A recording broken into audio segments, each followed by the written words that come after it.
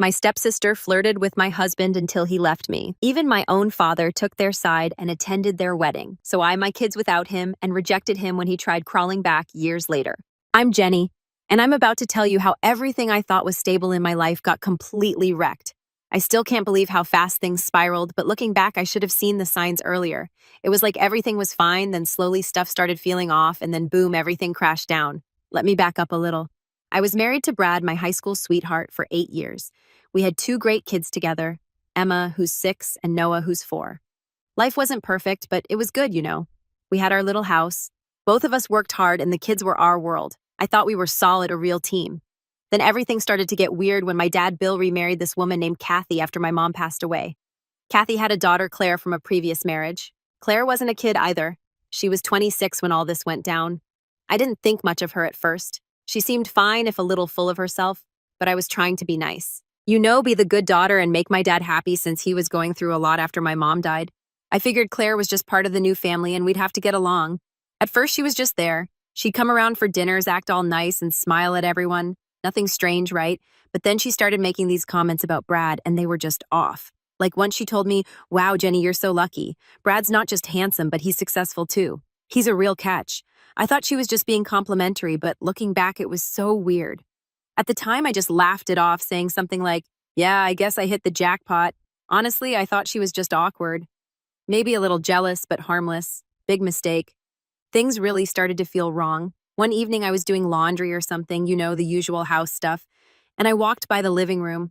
I heard Claire's voice, but it had this weird tone, all sweet and sugary, which was out of character for her. She was talking to Brad, and it wasn't just small talk. I couldn't make out everything. So I moved closer, and that's when I heard it. Jenny doesn't deserve you, Brad. She's not right for you. You need someone who really gets you, someone who can match your ambition. I froze. What the hell was this? I peeked around the corner, and there she was sitting way too close to him on the couch. And Brad, he didn't look disgusted or uncomfortable. He looked intrigued, like he was actually considering what she was saying. He mumbled something about being married, but it was weak. There was no real fight in his voice. My heart was pounding, and I wanted to just run in there and scream at them both, but I didn't. I just stood there feeling like my world was crumbling right in front of me. After I managed to pull myself together, I stormed upstairs, my mind racing. Was I crazy? Was Claire actually trying to steal my husband? No way, right? But I couldn't shake the feeling that something wasn't right. The next day, I told my dad and Kathy about it. I thought they'd back me up, tell me I wasn't being paranoid, but when I explained what I heard, my dad just kind of shrugged it off. "Jenny, you're always so dramatic. Claire wouldn't do something like that," he said, like it was nothing. Then Kathy chimed in.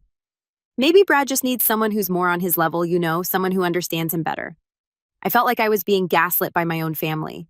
My own father and his new wife were basically telling me it'd be better if Brad left me for Claire. It was like a slap in the face. I couldn't believe what I was hearing. From that point on, everything started falling apart fast. Brad and I started fighting all the time. We'd argue about stupid things like why he was always working late or why he wasn't spending time with the kids, but really it was all about Claire. I could feel him pulling away. But every time I tried to bring up Claire, he'd get defensive or just brush me off. A few weeks later, Brad came home late as usual and sat me down. He had this serious look on his face, and I just knew what was coming. My stomach was in knots. "Jenny, we need to talk," he said, avoiding eye contact. "I think it's best if we go our separate ways." "Is this about Claire?" I asked, even though I already knew the answer. He didn't say anything, just looked down at the floor like a coward. "I just need something different," he mumbled. That word echoed in my head. What the hell does that even mean? Different. Was I just not enough for him anymore? Were 8 years of marriage, 2 kids, and everything we'd built together not enough? He packed his bags that night and left without so much as a fight. Just like that, my marriage was over. He walked out the door, leaving me alone with Emma and Noah, who couldn't understand why Daddy wasn't coming home. The divorce papers came quickly, like he couldn't wait to be rid of me. And you know what the worst part was? He and Claire didn't waste any time. They got married a few months later. My own stepsister married my husband, and I had to explain to my kids why their dad was starting a new life with someone else. My dad and Kathy even went to the wedding. All smiles, like everything was just fine. I didn't go, obviously. Instead, I stayed home with my kids trying to figure out how to pick up the pieces. It was like living in some messed up nightmare that I couldn't wake up from. I remember sitting on the floor of my bedroom that night feeling so angry, so betrayed. How could Brad do this to me? How could Claire, my own stepsister, be so cruel? And how could my dad and Kathy just stand by and let it happen? That's when I made a decision. I wasn't going to let them break me. I had Emma and Noah to think about. They needed me, and I needed to be strong for them. I didn't know how I was going to do it, but I was determined to start over. I wasn't going to let Brad and Claire win. They could have each other. I had more important things to focus on, like my kids and figuring out how to rebuild my life. And that's where my journey really began. So after Brad left, I was completely lost. I mean, how do you even start to put your life back together when your husband just walks out like that? I was stuck in this fog for a while, trying to figure out what to do next. The house felt so empty, and every corner reminded me of the life I thought I had, the life that was gone now. But I didn't have the luxury of sitting around feeling sorry for myself. I had two kids who needed me, Emma and Noah, and they didn't understand what was happening to them. Daddy just wasn't coming home, and they wanted to know why. Emma, who was 6 at the time, would ask me every day, "Mommy, where's Daddy? Is he coming back today?" And Noah, only 4, didn't really get it, but he could tell something was off. He'd say stuff like, "Mommy, is Daddy mad at us?" I had no idea how to answer them. I mean, how do you explain to your kids that their father chose to leave, that he picked someone else over them? So I did what I could. I'd hug them, kiss them goodnight, and tell them that we were going to be okay, even though deep down I wasn't sure if we were. I remember one night Emma came up to me with this serious look on her face, like she'd been thinking hard about something. "Mommy, are we poor now?" she asked. That one hit me like a truck. I mean, we weren't poor yet, but we were heading in that direction if I didn't get my act together. Brad was making good money, but the child support he was giving me was a joke. It wasn't even enough to cover the basics, let alone all the extra stuff like school supplies, clothes, or, life. So there I was sitting at the kitchen table one night, staring at our bank account, and it was not a pretty sight. I had no job, hadn't worked in almost 10 years, and I was trying to figure out how to make ends meet. Every time I thought about it, I got this sick feeling in my stomach. How was I going to support my kids? I couldn't just magically find a job that paid enough to cover everything and also let me be around for Emma and Noah.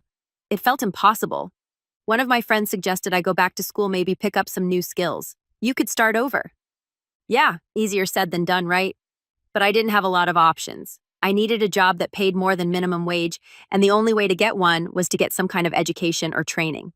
So I did the scariest thing I could think of. I enrolled in community college. I signed up for some accounting classes because, let's be real, numbers make sense. They don't lie or cheat or leave you for your stepsister. Numbers just add up, and I needed something solid in my life. The first day of class, I felt like I was in way over my head. Everyone there seemed younger, smarter, more put together. But I kept going because what choice did I have? I had 2 kids counting on me.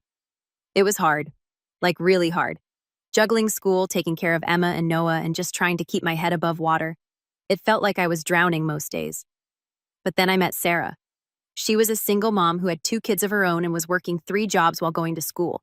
She was like a walking pep talk. "You got this, Jenny," she'd say. "We're tougher than we think." And you know what? She was right. Slowly but surely, I started getting the hang of things. Of course, Brad kept popping back into our lives like a bad habit that just won't go away. He'd call every couple of weeks asking, "How are you doing? How are the kids?" Like he actually cared. But I knew better. He was just checking in because he felt guilty, not because he really wanted to be involved. The kids hadn't seen him in weeks, and every time I'd mention it, he'd come up with some excuse. "I've been busy with work," or "I'll see them soon." It was always something. One day I just lost it. He called all casual asking how we were. I cut him off and said, "What do you want, Brad? Because if it's not to see your kids, then I don't care." There was this long pause. And then he said something about how hard things were for him too. I laughed, actually laughed, because what did he even know about hard? He wasn't the one trying to keep it together for 2 kids while going to school and trying not to fall apart every day. I hung up on him before he could say another word. I was done letting him drag me down. Months went by and everything just became this blur of exhaustion. I was up late studying, working part-time jobs wherever I could find them, and still trying to be there for Emma and Noah. I went to their school events, helped them with homework, did everything I could to make sure their lives stayed as normal as possible. But it was hard. There were nights I cried myself to sleep, not sure how I was going to make it through the next day. Then finally the day came when I graduated. It wasn't some huge celebration or anything. There was no cap and gown, no fancy ceremony. It was just me, Sarah, and a few other classmates sitting around eating pizza and drinking soda in the back of the classroom. But it felt like the biggest win of my life. We were all laughing and celebrating, and for the first time in a long time, I felt like I had accomplished something. On the drive home, I glanced in the rearview mirror at Emma and Noah, both of them asleep in the back seat, and I felt this overwhelming sense of pride. I had done it against all the odds. I had made it through. When we got home, I told them Mommy graduated today. And of course, Noah's first response was, "Does that mean we can get ice cream?" I laughed so hard I actually cried. But this time they were happy tears. The next morning, I woke up and realized that this was just the beginning. I had my diploma, but now I had to actually find a job. I knew it wouldn't be easy. But after everything I'd been through, I was ready. I wasn't that same woman who let life just happen to her anymore. I was going to make things happen for me and for my kids. That's when I realized I wasn't just Brad's ex-wife or the girl who got left for her stepsister. I was Jenny. I was a mom, a student, a woman who had fought tooth and nail to get her life back, and I was just getting started. So fast forward a couple of years after everything fell apart, and honestly, I started to feel like things were finally turning around. I mean, it took a long time to get to this point, but bit by bit, I was starting to rebuild my life. After graduating from community college with my accounting degree, I managed to land a job at a small accounting firm. It wasn't some fancy place, but it was solid work and the pay was decent. Most importantly, it was a job that actually let me pay the bills and give Emma and Noah the stability they deserved. I still remember that first day at the new job. I was so nervous walking in, wondering if I'd be able to keep up. I mean, I hadn't worked in an office setting in forever, and I was terrified that I'd screw up something basic like sending an email or balancing a ledger. But my boss, Mr. Rogers, he was this super chill guy. He took the time to show me the ropes. And after a few weeks, I started feeling like, okay, maybe I can actually do this. Life at home was slowly getting better too. Emma and Noah were adjusting to the new normal, and I was doing my best to keep their routine as steady as possible. They were both growing up way too fast, though. It's crazy how when you're stuck in survival mode, time just flies by without you even realizing it. One day at work, something completely unexpected happened. I was sitting at my desk just doing my thing when Mr. Rogers called me into his office. I instantly felt my stomach drop. My mind immediately went to all the worst-case scenarios. Did I mess up a big account? Was I getting fired? I tried to stay calm as I walked into his office, but I could feel my heart racing. "Jenny, I've been going over your work from the past few months," he started, and I was bracing for the worst. "And I've got to say I'm impressed. You've been really thorough, and I think you're ready for something bigger." Wait, what? I stood there kind of stunned for a second, not really sure if I heard him right. "Bigger?" I asked, trying not to sound too eager, but inside I was freaking out. He smiled and explained that they wanted me to start taking on more responsibility, handling some bigger clients, which meant more pay, more trust, and yeah, more work. But still, it felt like a huge step forward. I walked out of that office feeling like I was floating after everything I'd been through. Getting left. Having to start from scratch. It finally felt like I was getting somewhere. This was the break I had been working my butt off for. That night when I got home, I told Emma and Noah, and their reaction, as usual, was all about what was in it for them. "Does this mean we get more ice cream?" Noah asked, grinning from ear to ear. I laughed because, of course, that's where their heads were at. But honestly, in that moment, I didn't even mind. We did celebrate with ice cream that night because, why not? It was one of those moments where I could see that all my hard work was starting to pay off, not just for me, but for my kids too. The next few weeks flew by. I was getting more comfortable at work, juggling bigger projects, and finding this new confidence in myself that I didn't even know I had. I wasn't just Jenny, the woman who got left by her husband, anymore. I was becoming something more, something stronger. I could feel it in the way I carried myself, how I interacted with people, even how I looked at life. Emma and Noah were thriving too. They were getting more independent, making friends at school, and just growing into their own little people. It's funny how kids adapt. I thought the whole thing with Brad leaving would mess them up more, but they were handling it better than I expected. They asked about him less and less, and while he did pop in and out of their lives, it wasn't as often as it should have been. But that's the thing with Brad. He was always good at disappearing when things got tough. One night I was putting Emma and Noah to bed, and Emma, who was always the thinker, looked up at me with these big, serious eyes. "Mom, are we going to be okay?" she asked. I was caught off guard because it felt so random, but I could tell she had been thinking about it for a while. I sat down on her bed and hugged her. "Of course, sweetie. We're more than okay." We're a team and we've got this." She smiled at that, and I could tell she felt better. But honestly, it was something I needed to remind myself of too. We were a team, me, Emma, and Noah. We were in this together, and as long as we had each other, we were going to be fine. One thing I didn't expect, though, was how much I'd actually start to enjoy my job. I mean, yeah, accounting isn't exactly thrilling, but it's funny how finding stability can feel like a thrill when you've been through chaos. Every day I went into work, I felt like I was doing something that mattered not just for the company, but for me and my kids. Then one afternoon, Mr. Rogers called me into his office again. This time, I wasn't nervous. I figured it was just a quick check-in or something, but instead he offered me a bigger raise and an even more significant role at the firm. It was like everything was finally lining up. I thanked him, of course, trying not to show how excited I was. But inside, I was doing a little happy dance. I got home that night and I couldn't wait to tell Emma and Noah the good news. They were sitting at the kitchen table working on homework. I sat down with them and said, "Guess what, guys? Mom's got some exciting news." They both looked up, waiting for me to tell them. "Did you get a new job?" Emma asked. "No, but I did get a promotion, which means things are about to get even better for us." They both looked confused. And then Noah, always thinking about the important stuff, said, "So do we get more ice cream?" I couldn't help but laugh. These kids, I swear. Life was settling into this rhythm that I hadn't felt in years. Work, kids, homework, the occasional night out with Sarah and a few other friends. Things weren't perfect, but they were stable. And for the first time in a long time, I wasn't constantly looking over my shoulder waiting for the next disaster to hit. That's when I knew I was really moving on. Brad, Claire, all that drama, they were just chapters in my past. I had bigger things ahead and I was ready for whatever came next. So, things were finally starting to feel normal again. Work was going well, the kids were happy. And I had this sense that we were moving forward. I wasn't thinking about Brad or Claire much anymore. Honestly, they were like this annoying shadow that had faded over time. But of course, life has a way of throwing unexpected crap your way. And just when I thought things were finally good, Brad came crawling back. It was a regular weeknight. I had just put Emma and Noah to bed after reading them their favorite stories. Emma loved anything about animals, and Noah was into superheroes. I was finally sitting down, trying to enjoy a moment of quiet when my phone buzzed. I glanced at the screen, and there it was, Brad's name. My first instinct was to ignore it.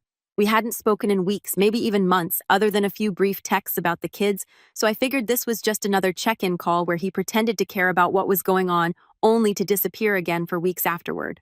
But something made me pick up the phone, and as soon as I heard his voice, I knew something was off. "Hey, Jenny. I've been thinking a lot about things." He started sounding all serious and hesitant. I just sighed.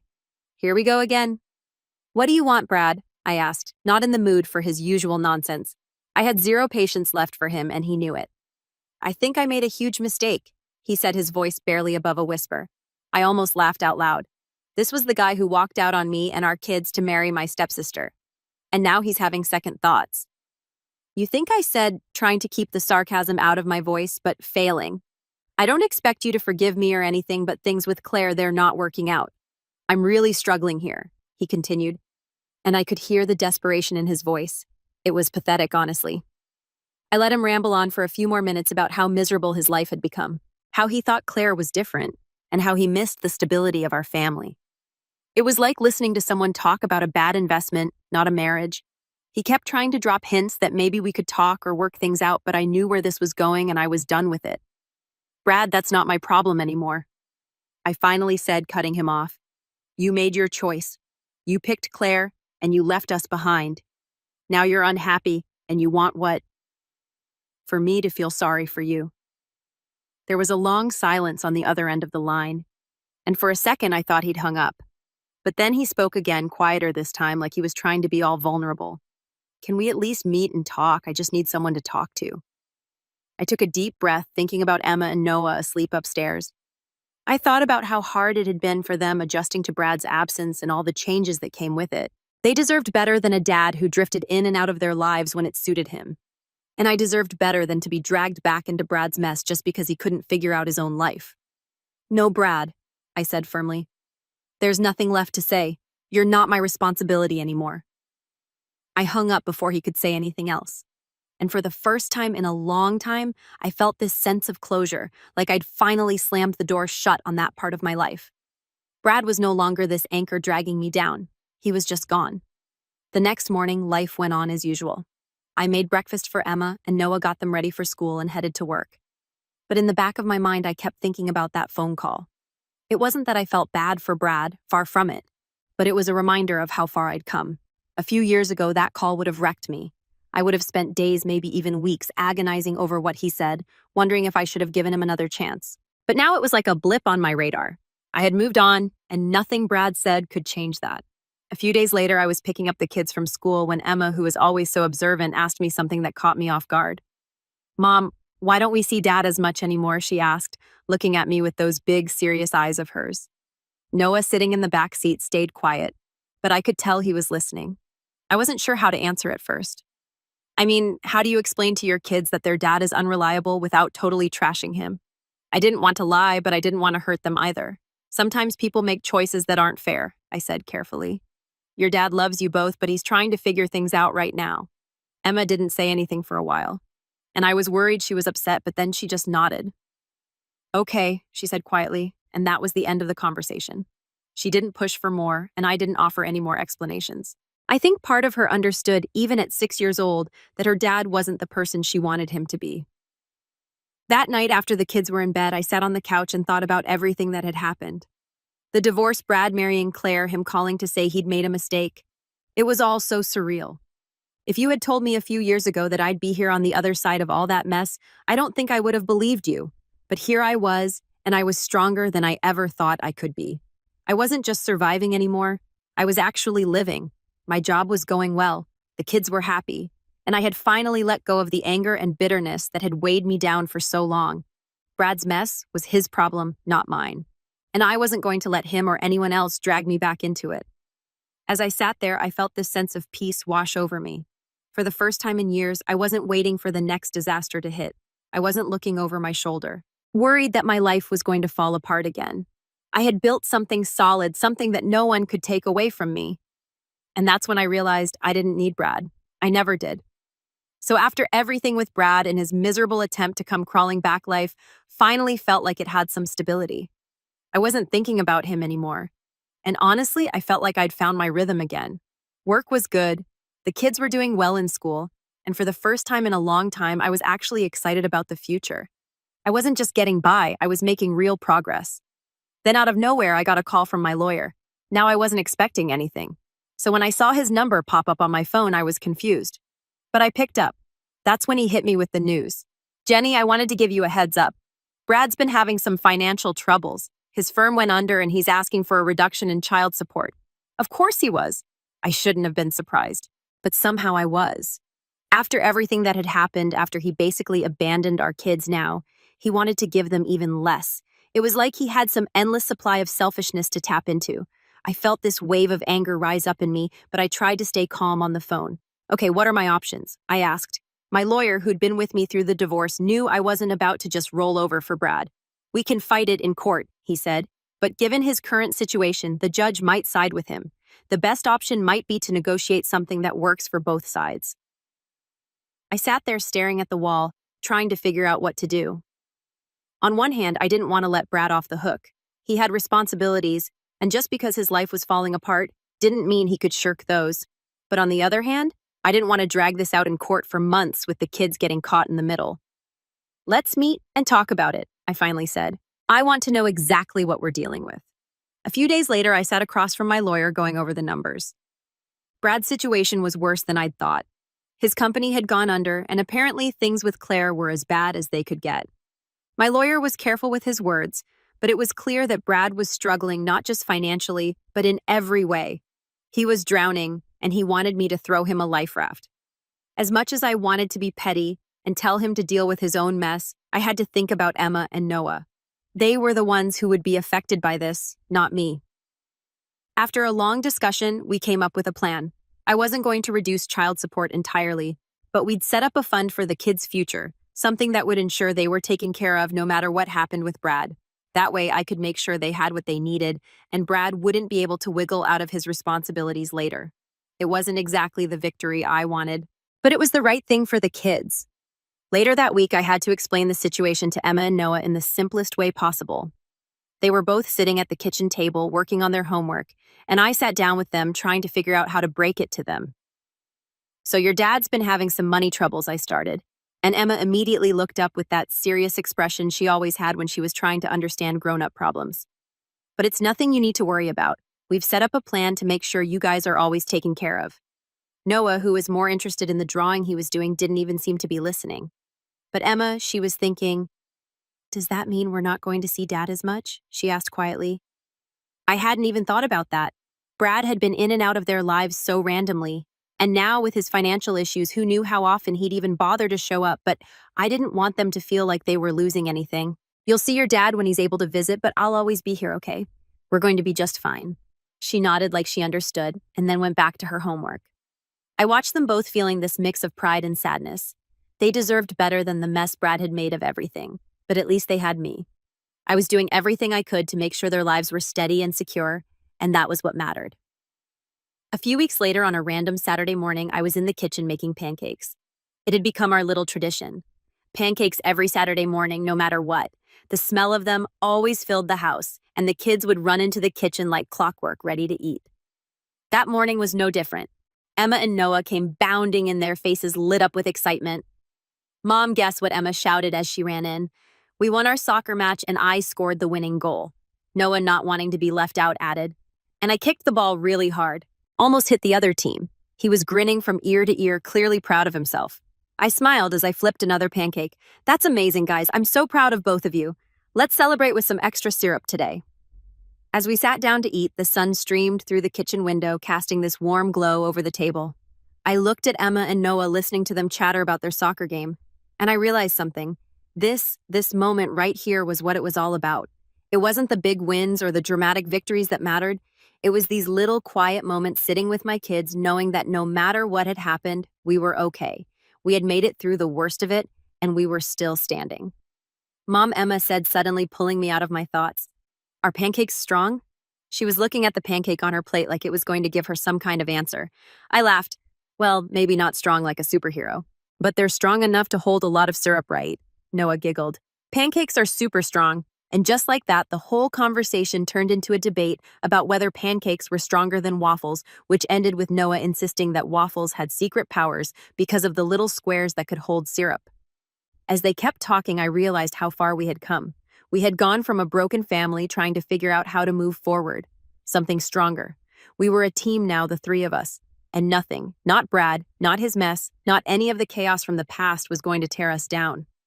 I didn't need a dramatic ending to our story. This right here, this simple Saturday morning was all the closure I needed.